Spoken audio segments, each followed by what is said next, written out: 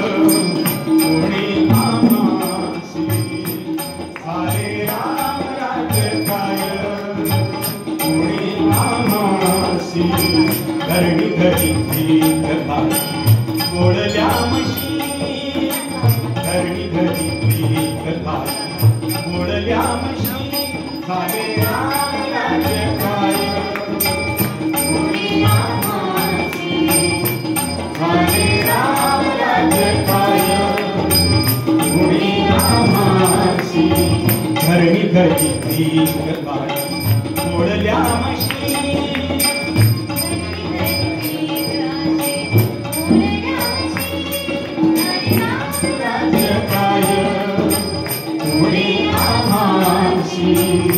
झाले राम राज्य काय कोणी आम्हासी कोणी आम्हासी कोणी आम्हासी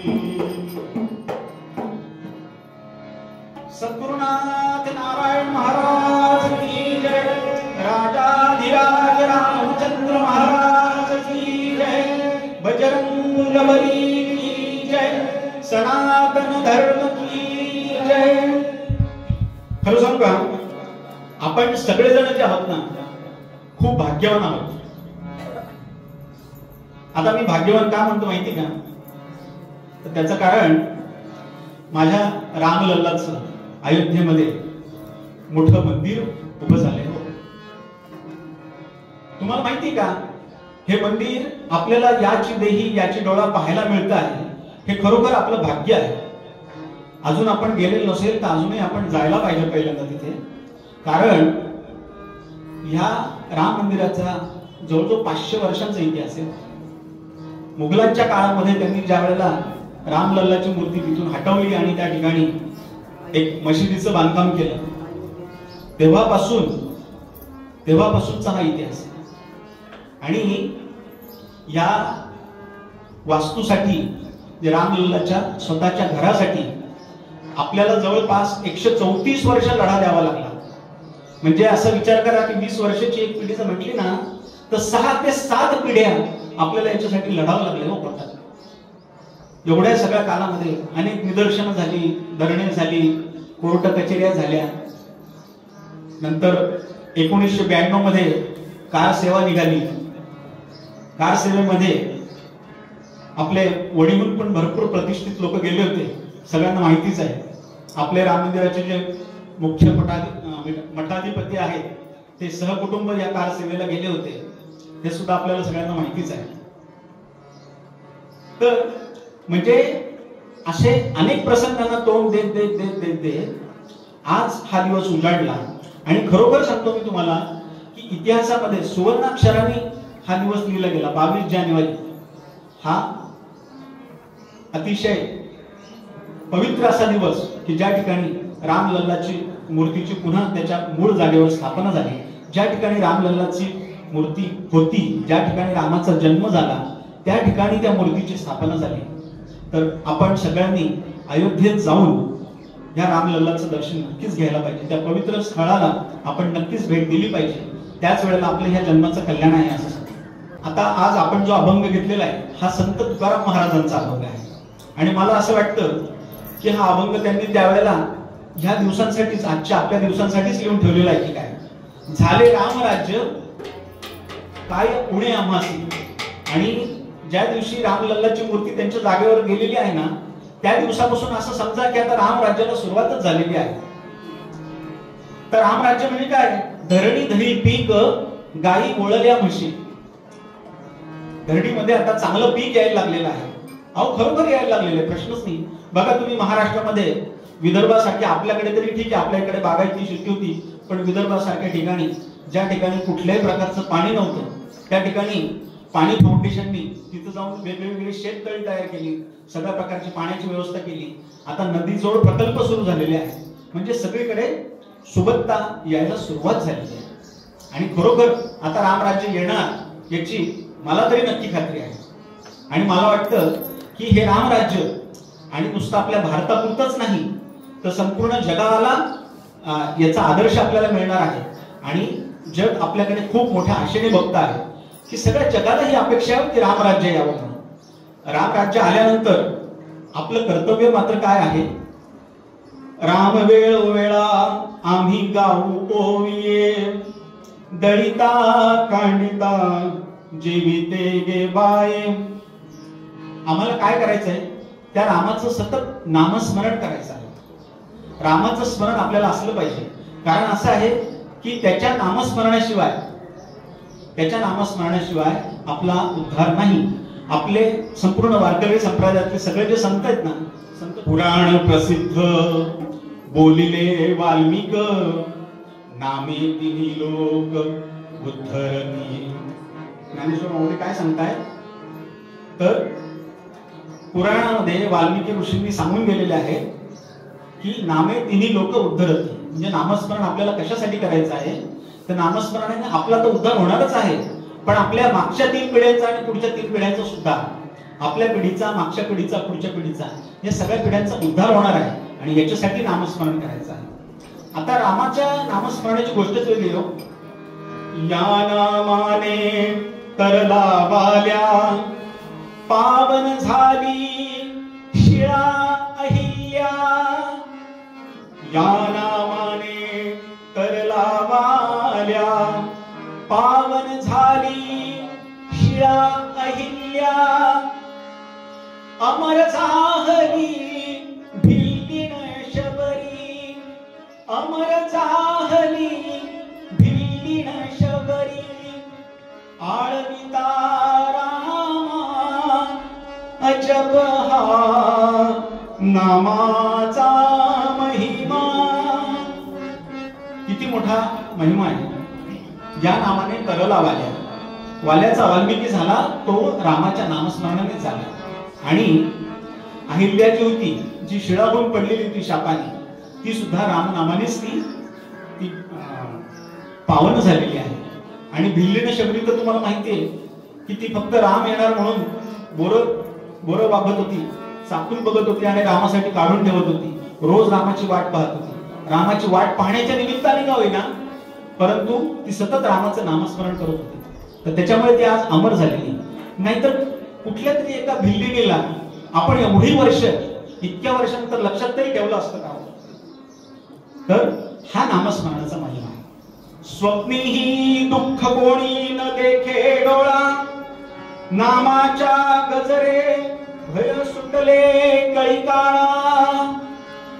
नामस्मरणाचा आणखीन एक फायदा काय आहे, तो जो राम नामाचा आश्रय घेतो ना त्याला स्वप्नात सुद्धा दुःख दिसत नाही, इतका नामस्मरणाचा फायदा आहे. स्वप्नात सुद्धा दुःख दिसत नाही, प्रत्यक्षात तर नाम राहिलं. पण आपण तेवढं नामस्मरण करतच नाही हो. आपली ही अडचण आहे की आपण तेवढं नामस्मरण करतच नाही. आणि आता काय माहिती का, नवीन पिढीची तर अशी गंमत आहे की नामस्मरण करायला आपण त्यांना सांगितलं ना तर त्यांचा पहिला प्रश्न इथूनच सुरू होतो, हे तुमचं काहीतरी हे आहे हो, देवदेव करत बसायचं, हे काय देव आहे तरी का? देव आहे तरी का? असेल तर आम्ही त्याचं नामस्मरण करणार ना. म्हणजे पहिला प्रश्न इथून पडतो की देव आहे का? आता देव आहे का हा जो तुमचा प्रश्न आहे ना, तर देव नक्की आहे हे आपल्याला आपल्या पुढच्या पिढीला सांगता आलं पाहिजे. म्हणजे आपण कसं सांगणार? कारण आहे म्हटलं तर तुम्हाला दाखवावं लागेल. मग ते तुम्ही दाखवणार कसं? आपल्या वारकरी संप्रदाय, आता मुलांनी पहिली गोष्ट एक लक्षात घेतली पाहिजे की आपल्या मागच्या पिढ्या, आपले आई वडील, आपले आजी आजोबा, आपले अनेक पिढ्या हे वारकरी संप्रदायात जन्माला आलेत, वारकरी संप्रदायामध्ये पांडुरंगाला भेटायला गेलेले आहेत. तुकाराम महाराजांचा गाथा एवढ्या वर्षानंतर सुद्धा वाचला जातो, ऐकला जातो, गायला जातो, त्याच्यावर PhD केली जाते. तर हे लोक नक्कीच खोटं नाही सांगणार. म्हणजे या संतांनी तरी देव पाहिला होता का? तर संतांनी त्यांच्या अभंगातच लिहून ठेवलेलं आहे की त्यांनी देव पाहिला होता का?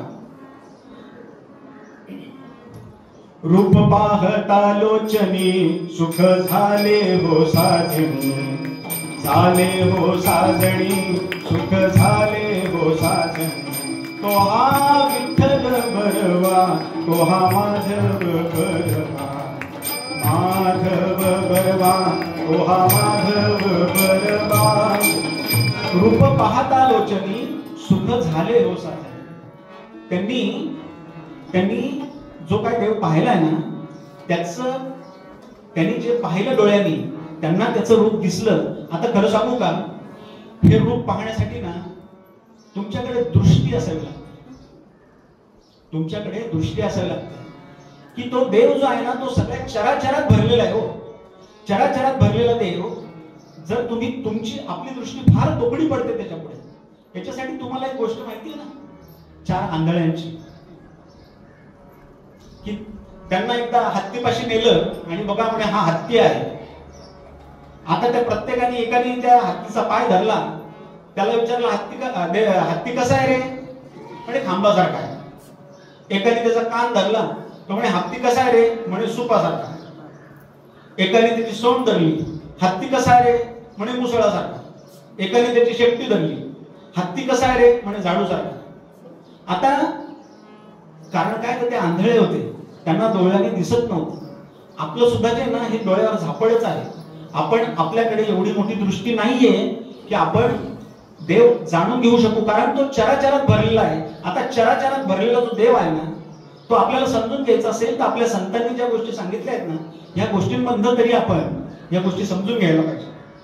माझा भाव तुझे चरणी, माझा भाव तुझे चरणी, तुझे रूप माझे नयनी. माझा भाव तुझे चरणी, माझा भाव तुझे चरणी, तुझे रूप माझे नयनी. बघितलं का, माझा ज्यावेळी भाव तुझ्या चरणाशी असेल ना, त्यावेळी तुझं जे रूप आहे ना, हे माझ्या डोळ्यातच मला दिसायला लागतं. एका कवींनी देव पाहण्यासाठी म्हणून ना खरोखर छान वर्णन करून ठेवलेलं. कुठे शोधिशी रामेश्वर कुठे शोधिशी काशी, कुठे शोधिशी रामेश्वर कुठे शोधिशी काशी. हृदयातील भगवंत राहिला, हृदयातील भगवंत राहिला, हृदयातून उपाशी. कुठे शोधिशी रामेश्वर कुठे शोधिशी काशी.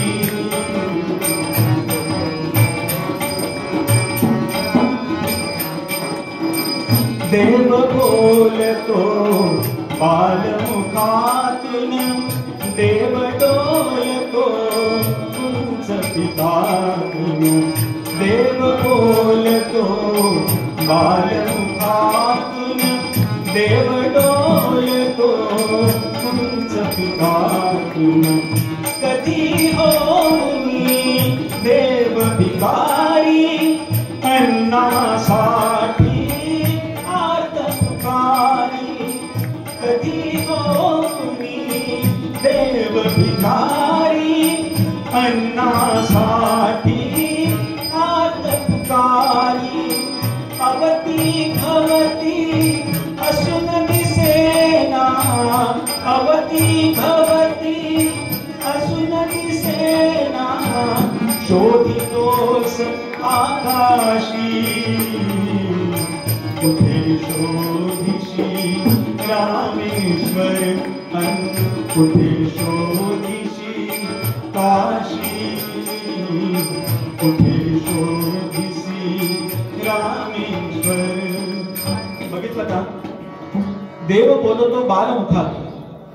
तुम्ही नवीन जन्माला आलेलं जे बाळ असतं ना, त्याच्यावर तुम्ही कुठल्याही प्रकारचे बाकीचे संस्कार केलेले नसतात ना, त्याच्यामध्ये तुम्हाला देव शब्द आला पाहिजे, त्याचे जे बोबडे बोल असतात त्याच्यामध्ये. आणि देव उंच पिकातून सुद्धा डोलत असतो. तुमच्या आजूबाजूला जो निसर्ग आहे ना, या निसर्गात तुम्हाला देव पाहता आला पाहिजे. देव कधीतरी भिकाऱ्याच्या रूपाने सुद्धा तुमच्या समोर येत असतो. थोडक्यात काय, तर तुम्हाला चराचरातला जो ईश्वर आहे, हा जो निसर्ग आहे आणि माणसाचा जो देव आहे, तो पहिल्यांदा तुम्हाला पाहता आला पाहिजे. आता खरं सांगू का, देव म्हणजे काय, तर सद्गुरू वामन पैंनी देवाची व्याख्या फार सुंदर केलेली आहे. देव म्हणजे काय, देतो तो देव, देतो तो देव. आता सगळ्यात पहिल्यांदा आपल्या आईने आपल्याला जन्म दिलेला आहे, आपल्या आईने आपल्याला जन्म दिलेला आहे, तर ती आई हा तुमचा पहिला देव आहे. तुमचे जे वडील आहेत, तुमचे जे पिताश्री आहेत, यांनी तुमचा सांभाळ केलेला आयुष्यभर, तुम्हाला तुमच्या पायावर उभे करेपर्यंत, तर तुमचे वडील हे तुमचे दुसरे देव आहेत. तुम्हाला जे ज्ञान देतात ते गुरु जे आहेत, हे तुमचे देव आहेत. ह्या देवांकडे तुम्ही पाहायलाच तयार नाही. आणि त्या मूर्तीसमोर उभं राहिल्यानंतर तुम्हाला जे आनंद मिळतो, जे समाधान मिळतं ना, तर तो देव त्या मूर्तीत सुद्धा देव आहे. तर हा देव तुम्ही समजून घेण्याची गरज आहे. म्हणून देवाबद्दल मनामध्ये शंका घेण्याचं काहीच कारण नाही. नवीन पिढीसाठी म्हणून एक तुम्हाला गोष्ट सांगतो की खरं तर काय, आता कुटुंब व्यवस्था जी आहे ना, ती शहरांमध्ये तर बऱ्यापैकी नष्ट होत चाललेली. शहरामध्ये हम दो हमारे दो किंवा हम दो हमारा एक, अशाच पद्धतीने सध्या सगळं चाललेलं आहे. पण खेडेगावांमध्ये अजूनही कुटुंब व्यवस्था आहे. कुटुंब व्यवस्था म्हणजे काय, एकत्र कुटुंब, म्हणजे आई वडील, त्यांचा मुलगा, त्यांचे आजी आजोबा, सगळेच जण एकत्र राहतात. तर ह्या अशा एका कुटुंबामध्ये एक 7वी 8वीचा एक मुलगा असेल, तर त्याच्या आजीने त्याला एक दिवशी, म्हणजे आजी त्याला अशी वेगळ्या वेगळ्या गोष्टी सांगायची. आणि ही खरंच गरज असते. मी गरज असं समजतो की ज्या घरात आजी आजोबा आहेत ना, ते मुलं जे आहेत, ते नातवंड आहेत ना, त्यांचे अतिशय भाग्यवान आहेत. कारण त्यांच्यावर लहानपणापासून आजी आजोबांकडनं संस्कार होत असतात. काय असतं, आई वडिलांना ना आजकाल वेळ नसतो. ते त्यांना रोज पोटा पाण्यासाठी म्हणून एक तर दोघांनाही कमवावं लागतं, दोघांनाही बाहेर जावं लागतं, त्याच्यामुळे त्यांना कोणालाही वेळ नाही. मग मुलांवर संस्कार होणार कसे, तर हे आजी आजोबाच हे संस्कार करत असतात. तर या मुलाला त्याच्या आजीने फक्त प्रल्हादाची गोष्ट सांगितली. आता तो खर तर नवीन पिढीतला आणि चांगल्या शाळेत जाणारा मुलगा, तर त्यांनी ते सगळं ऐकलं. त्यांनी दुसऱ्या दिवशी ना, मुलगा हुशार होता बरं, त्यांनी त्याच्या वडिलांना विचारलं, म्हणे बाबा मला एक प्रश्न आहे, म्हणे राम ग्रेट होता. राम ग्रेट होता का, तर त्यांनी त्याच्या आई वडिलांचं ऐकलं. राम ग्रेट होता का, तर त्यांनी त्याच्या आई वडिलांचं ऐकलं. भक्त प्रल्हाद पण ग्रेट होता, पण त्यांनी त्याच्या वडिलांचं नाही ऐकलं. भक्त प्रल्हाद ग्रेट होता, पण त्यांनी त्याच्या वडिलांचं नाही ऐकलं. आता मी नक्की काय करावं, आम्हाला प्रश्न पडला. मी ग्रेट कसा, मी नक्की कोणाचा आदर्श घेऊ नये सांगा. भक्त प्रल्हादाचा घेऊ का रामाचा? मी नक्की कोणाचा आहे.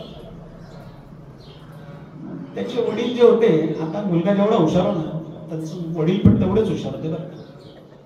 त्यांनी त्याला सांगितलं, बाळा हे बघ, भक्त प्रल्हादाची गोष्ट सत्ययुगातली, रामाची गोष्ट त्रेतायुगातली, आपण ना आता कलियुगात पाहतो.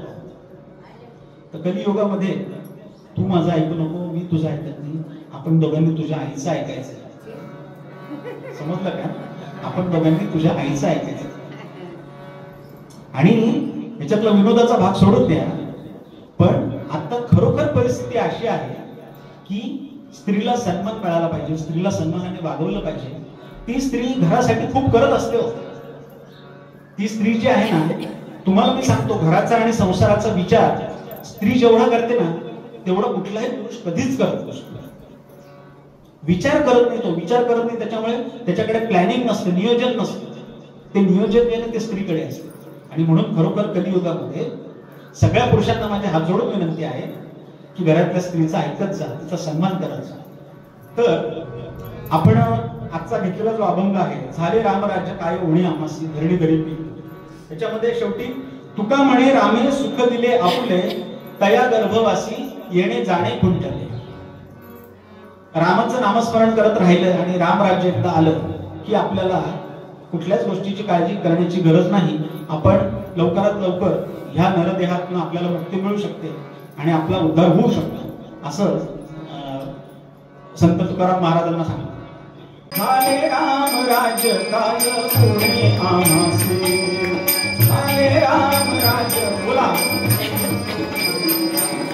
धरणी धरी पीक, धरणी धरी पीक, गाई मोळल्या म्हशी, गाई मोळल्या म्हशी, झाले राम राज्य काय.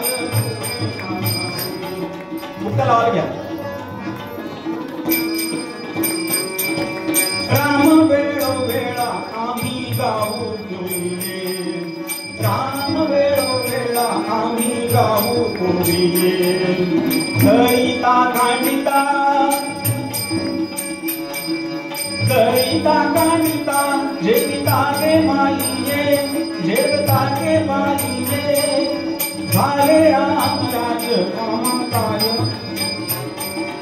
झाले राम राज्य काय पुणे आम्हासी.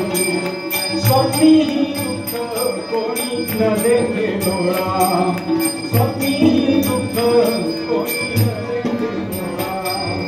नामाच्या गजरे, नामाच्या गजरे भर सुटले कंटाळा, सुटले कंटाळा, झाले राम राज्य काय पुणे आम्हासी. म्हणे रामे सुख दिले आपुले, तया गर्भवासी, तया गर्भवासी, येणे जाणे कुंठले, झाले राम राज्य काय पुणे आम्हासी, झाले राम राज्य काय पुणे आम्हासी, झाले राम राज्य काय पुणे आम्हासी. राम राम राम राम सीताराम सीताराम, राम राम राम राम सीताराम सीताराम, राम राम राम सीताराम सीताराम, राम राम राम राम सीताराम सीताराम, राम राम राम राम सीताराम सीताराम, राम राम राम सीताराम सीताराम,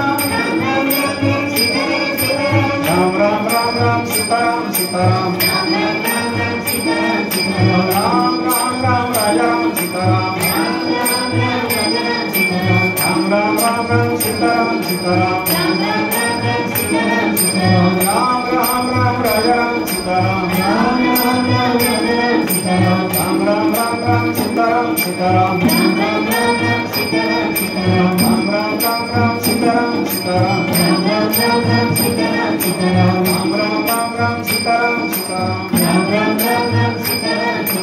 बोला कुंडली गवला विठ्ठल, सीताकांत स्मरण जय जय राम. पार्वती पदे हर हर महादेव, अनंत कोटी ब्रह्मांड नायक राजाधिराज श्री समर्थ सद्गुरुनाथ नारायण